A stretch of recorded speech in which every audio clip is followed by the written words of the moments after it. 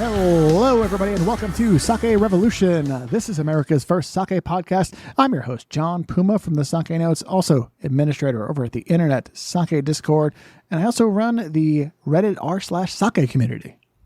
And I'm your host, Timothy Sullivan. I'm a sake samurai. I'm the director of education at the Sake Studies Center, as well as the founder of the Urban Sake website.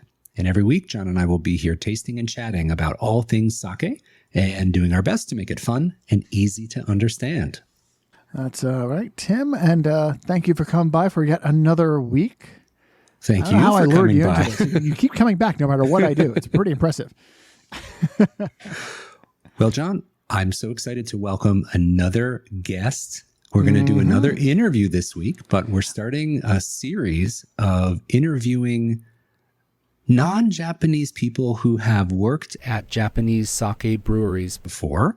I think I'm someone who's done that, and I'm always interested to learn people's motivation to take on that pretty challenging task for themselves. Yeah, one might say you were probably the first guest on our show in that series. We just didn't know it yet. Yes. And we also have to workshop that name. I think that people who worked at sake breweries, it just doesn't roll off the tongue.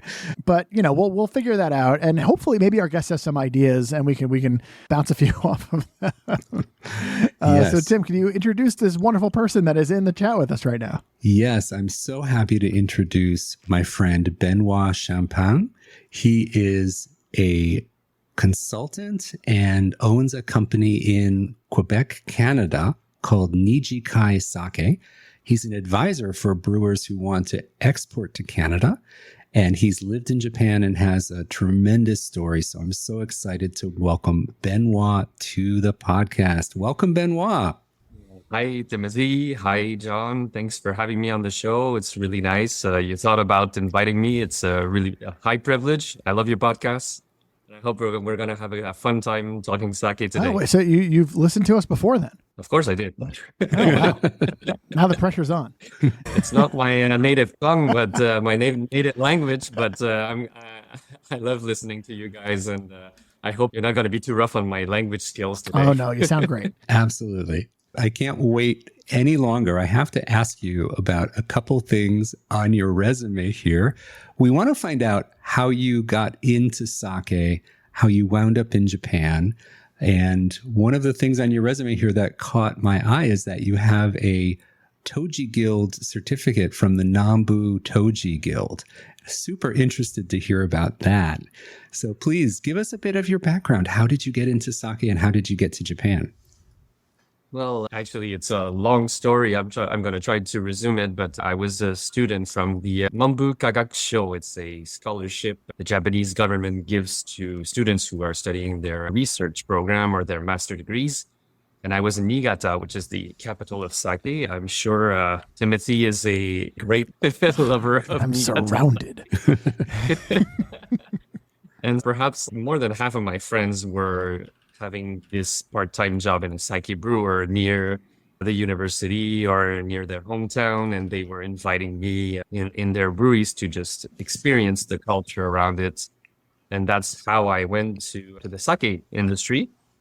Now today, but now the brewery where I was hired is Urakasumi, which is not in Niigata, but it's a that I approached because I'm a huge fan of the Urakasumi Zen products that perhaps most of our listeners already know about.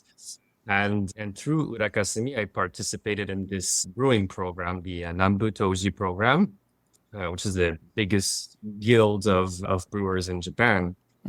And one funny story about this is that my boss at the time, Mr. Saura, he did not expect me to pass the certification because it's, I don't know if you already know, Timothy or John, but passing a Nambu Toji, it's 70% pass and 30% fail. Ooh.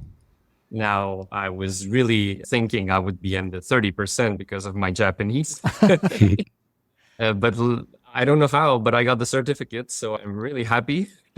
And I'm really proud of this. And now I'm a Nambu Toji brewer. Not a Toji, but a brewer. Yeah. You got to start somewhere. Of course.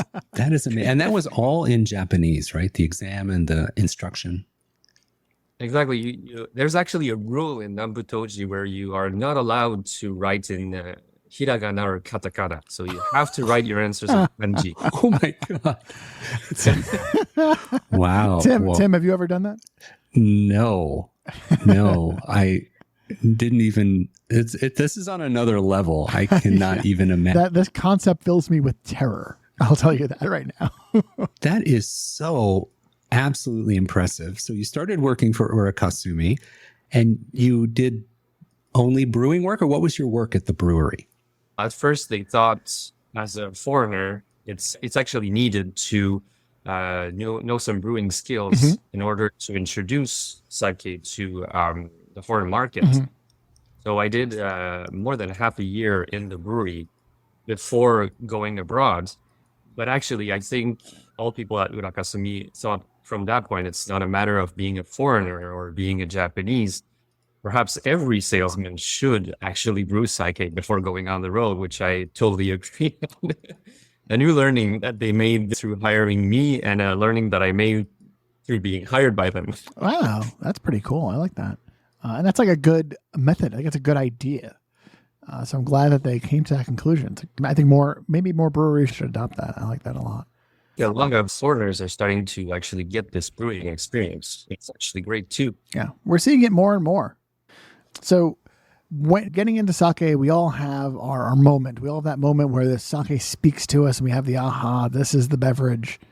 Tell us about your aha moment. I think it was when I visited a Niigata brewery. It's called Ima Yutsukasa, which you probably know, but there's this moment where the Kuramoto just opened a tank and he threw at us with the tank cover a draft of air smelling fermented sake. And I was like, oh, I like that smell. This is for me. So I think that was the moment. I don't know if you have a particular one each or anything. That's great. I think you're our first convert to sake by smell. Yeah, I think so. It's amazing, though. That's pretty great. But I've had that experience, too, where a brewer lifts the lid off the tank and waves it, and like this waft of ginjo aroma just smacks you in the face. That's awesome. Yeah. I think that if you weren't a sake fan going into a situation like that, once you have that, it's like you can't. How could you not? How could somebody not love sake after that? Running on what Timothy said, I think that draft of ginjo aroma it's super hard to describe, but once you have it, like, okay, that's what ginjo-ka is. You don't need a wine glass to feel it anymore. You understand. I agree. I totally agree. We'd love to pick up where your story left off in Urakasumi Brewery. So you're working there, you did your training, you worked probably both in sales and as a brewer. Is that right? In my last years, of course, when COVID hit, it was a bit different, but I was mostly on the road. So 2, 3, 4 countries each month. That's harsh on the jet lag. It's a constant jet lag. But I came actually back to Canada, not because of any problem in Japan, it's just family reasons. So I'm really still attached a lot to Urakasumi. They're still my customers. So I still help them with representation in Canada. And it's still a product I have in cases at home in my cellar. Oh, that's nice. That's awesome. So you wound up back in Canada. Can you explain a little bit about the company you started in 2022, Nijikai Sake, what you're doing there in Quebec and how you're helping brewers to export sake? At first, when I came back, I saw there are so many people trying to get sake in, but with state's monopoly, I don't know, like if our listeners know about this, but since it's state control, there's a really high conservatism into going to new beverages. Quebec is actually 10 to 20 years late on the United States market as of now. I thought if there's so many people trying to getting in inside the country and still no ways to actually buy it, having one or more player coming in is not going to help anyone. So I thought the best way to contribute to the industry as a whole was to advise people, especially on how to come to a market like Quebec, where everybody thinks it's in English, but there's like French rules governing your labeling. So you need to have the language skills to get into the market and get the laws done. So the idea was actually to support breweries first and then educate the market second towards the understanding of sake. And it's actually been really, really good in the past 2 years. Never ran out of work, like we say. That's a good thing. I think that's great. So you mentioned that over in Quebec, you've got a state-run thing, which it's a case in some states here in the U.S. as well. New York is not one of those. But I guess what are the pros and cons of that? Obviously, some of the cons are that you're beholden to them, and they'll be slow bringing new things to market. But are there any benefits to this system, or is it just something that gets in the way sometimes? I would say from a state's perspective, yes, there are benefits. If you look at the systems like in Scandinavia, they're actually managed by the health ministry. Mm-hmm. So it's a way to control how alcohol is managed through the health system in those countries. In Canada, it's the economic, the Ministry of Finance. It's more about making money that is the objective. Oh. So if the states makes money out of alcohol sales, they actually finance the education systems, the healthcare indirectly, etc. From a brewer's perspective, the big merit out of this is if you have one customer to manage for a whole area like this, they buy a lot at one order. So it's really easy shipments once you get your road going. However, starting is the harsh part. It can take years to be able to get into the market. And perhaps one of the huge cons is that they manage sake like they manage wine. So they don't know about the refrigeration part.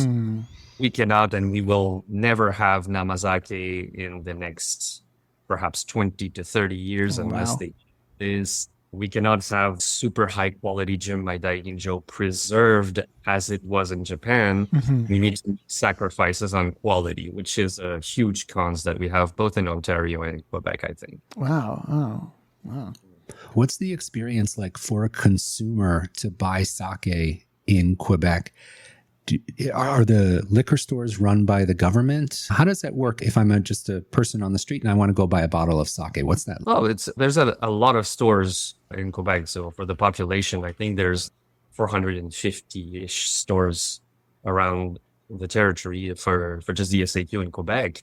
So it's really easy to go get the bottles that are available, or you can also do the online purchase, which is also very easy. However, to get a good choice on what you have, it's always the same products that's going to be there. And it's mostly the same brands. I think more than half of the sakes are managed by 3 national brands. And actually, COVID was positive in some ways because they relaxed the rules into the bottle sellings, making restaurants being able to sell sake, to sell bottles by themselves. Right. Of course, they have to buy through the state monopoly. Right. But they can choose what they want to buy through different agencies, and so they are the one who are mostly providing the good quality stuff, the go-to sake bottles. And so it's most of the agents have their restaurants listing where you know where the bottle shops are. You orient the customer towards them and not towards the monopoly most of the time. So you already mentioned that you still have Urukasumi close to your heart. But who else do you represent over there? Who else do you do business with, so to speak? The company that actually encouraged me the most and to which I'm going to be forever grateful is Zaku. Shimizu Sei Zaburo Shoten, located in Mie. And I actually knocked at their door first when I started my business and say, I am a huge fan of your sakes. And I actually already sold around the world with the Shimizu couple, which are so lovely. They're perhaps one of the best human beings I know. And they actually said yes in a week. They're like, yes, help us promote sake, help us promote the Mie culture as a whole. And yes, I'm very proud to represent them since 2 years now. I'm also working with Nihon Zakari. Recently, I've started working with Heaven Sake. There's also the world's best sommelier, Sopexa 1994, François Chartier, who's also a Quebecer, a friend of mine. So I'm helping him with his sake brands, Essence 5, and Tanaka Shatsi. So a lot of brands here and then to promote, and they're all became more friends than customers actually over the years. I think I all have them close to my heart now. Oh, that's awesome. That's great. You mentioned that you help brewers in Japan kind of position themselves for the Canadian market. But you also mentioned education, which I'm really interested in. What type of education do you do, and how does that happen? Everyone knows about Michael Tremblay. Everyone knows about John Gardner, which are kind of mentors to me in terms of sake promotion. And I realized in Quebec, there's no such thing as sake education for professionals. So if you speak English, or if English is a harsh language for you, it's hard to get grasp on the crucial information you need because it's mostly in Japanese or in English. I started this year to give a very advanced sake professional course in Quebec, which was actually a very good success in April when I first gave it. And now I'm doing the second semester in September. So we are going through all the brewing process, all the service methods. I already heard in one of your podcasts how you were talking about the etiquette of sake service. So this is my pleasure to see my students do it in their stores, right? So there's a microbrewery called Ile de Garde in Montreal, and they all took my class. And each time I go and grab a beer with them, they're getting their buck lower than mine and say, "Oh, look, I can do it myself now." I am very impressed about your modesty. Great.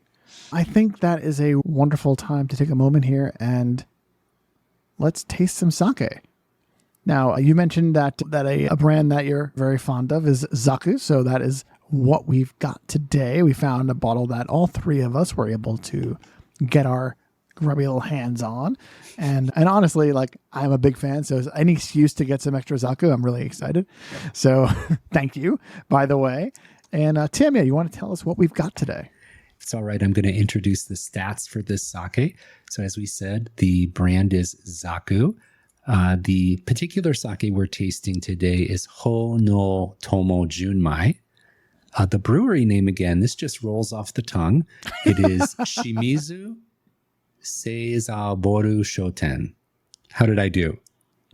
Almost. Seizaburo. Shimizu Seizaburo Shoten. Good Japanese. Okay. You're perfect. And again, this is a Junmai. The rice variety used here, we have Yamada Nishiki and Ukon Nishiki. And yeast is association number 1401. The alcohol percentage is 15%. Rice polishing is 60%. Our SMV is +5. And we have an acidity of 1.7. So the next step is for us to open our bottles and pour this into our wine glass. So let's do that now. I've got a sake competition silver medal on mine. Actually, Zaku wins so many competitions. I even representing them, I have hard time to keep track of. Yeah.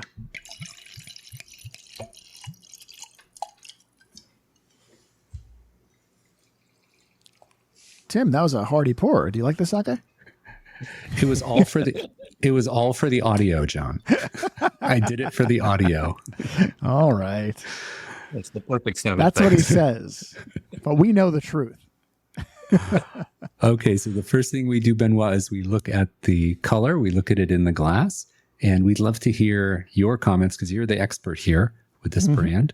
Actually, I would say in a good WSET3 way to say things, it's a very good pale lemon green color. It's not too transparent, but the purity, there's no whatsoever in wine you would say tannins, but like residues of rice is really pure, really clear. I think that wraps it up for the color. Yeah. Perfect. Let's give it a smell. Oh, wow. That's lovely. I think I did. Actually, they have another product called Gen no Tomo who's brewed really similar beet, but they use just a different yeast. It's the 701, which is mostly used in the brewing industry, but having this 1401, which is completely different profile. You get two sakes that are really interesting to compare together. We couldn't find the Genotomo in the US for the interview, but I think having the Honotomo brings you more into the lychees, I think, if my pronunciation is correct. Also the floral, the perhaps a little vanilla. I usually feel. I don't know if it's common to you guys. Yeah, there's a very subtle perfumed note here, so I think vanilla ties in with that very well. I get a little bit of a peach aroma as well. True that. What about for you, John? I'm on team vanilla. Is my main takeaway from this. This was one of those moments where you plant the thought in John's head and then he smells and I go, ooh, I choose to believe vanilla. All right, let's give it a taste. I could go on and on with this. Yeah. It's very sophisticated. It's very elegant. And the word that keeps coming to mind is layered. So it's not a simple, straightforward flavor or aroma. There's a lot to explore, but the whole time it's still very elegant. My personal liking about this type of product is actually taking the balance with a layer of umami. I don't know if that joins your thought, but a lot of wine lovers will go straight up with the balance on sugar and acidity. Whereas when you put the third value into that balance equation of umami, of savoriness, it changes the whole experience. And that, I think that's why, because I don't know if you realize, but it's brewed like a Junmai Ginjo, but it's a Junmai. But I think that strong umami is the reasoning why it's so obvious. You get this, you can chew the rice in the sake almost, even if it's brewed with that polishing ratio of 60%. Yeah, it's really nice. John and I have called a lot of sakes ricey in the past, and this has a trace of rice flavor through it, but it's so well integrated and so balanced that I wouldn't call this a ricey sake as its primary characteristic, but the umami and the rice is there to balance the peach and the lychee fruity flavors, and it's just really good. Yeah, I'm still getting that vanilla that we talked about earlier, the vanilla aroma. I get a little bit of the taste as well, but I also get some really nice citrus notes. I can't be more specific, unfortunately. I'm just not that developed yet. But that umami, that riciness, pardon the term, is present throughout, and it's really nice. It grounds it in an interesting way. It stops it from getting too ginjo. We're actually sharing like all three of the tasting about this. I feel like the longer you keep it in the mouth before swallowing, I think these peach notes become a little bit more obvious coming in the end. But at first, I would be on John's side here. It's like super like vanilla, lychee, flowers and stuff. That's what comes to mind.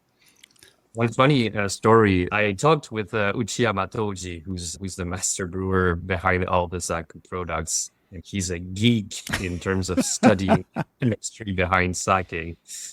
And he's a man of few words, like we say. One question I like to ask Toji's is, what for you is the most important part in brewing sake? Because the traditional way to say is, so the koji, the moto, and then the moromi is in order the most important. But some would say, oh, it's cleaning the rice. Some would say, no, it's the polishing. So it's a thought that evolved with the modern times, and each have their specific moment. When I asked Uchiyama Toji, he just replied, filtration. And it's all about the moment when you do the filtration. And he never added anything else. For him, it's super clear. You're supposed to understand. But each time I drink different zakus, I get this feeling where, like, the time where you stop the moromi and the timing until it gets in the bottle changes so much the product. And one good example is the impression version of the Zaku series. So you have the same product, the Honotomo, where you have just a different bottling period, but then it becomes almost as if it was Nama, because you have that bubbly, like CO2 feeling remaining in the back, you have different aromas coming in because of the ways the air moves in mouth. Then I'm like, it's the same product. It's just a filtration timing difference. How can you explain this? That I like, it's a phrase that haunted me since I visited Zaku last time. If you have insights about this, feel free to share. I'm still in the enigma on that one. We're going to need people to write in on that and let us know if they've got any thoughts on that. My only thought on that is that the timing of, again, the stopping the fermentation, pressing, filtering can have a tremendous impact on the texture of the sake. And I think that comes through with Zaku really well. We've talked about the flavor and the aroma, but the texture is also super elegant. And it's the perfect balance between being a little rich, but not overdoing it. So I think my guess would be that the filtration step is so important to get that Zaku texture. And perhaps leaving it too long as well. The tendency is to go get it dry and then dilute it in water. Not doing this, but having the exact moment where you should have the sake completed in the eyes of the toji allows you to get that umami, that absence of dilution that you need to get the proper balance in the end. That was my first conclusion on that saying of Mr. Uchiyama. But again, it's a question of interpretation, maybe. Is Zaku, it's in Mie Prefecture, right? And is it a large brewery or a smaller brewery?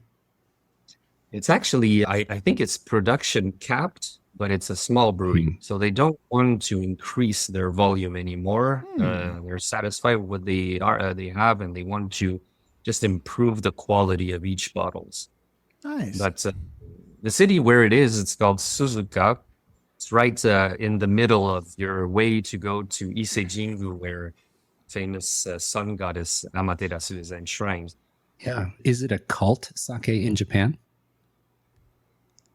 What do you mean by cult sake? Well, there's in English, when we say cult sake, we mean a sake that is a little bit harder to get, and a lot of people want it, and people like hunt it down and really search for it, and it's an object of desire for sake nerds. It feels like so because of the unabundance of production. Yeah.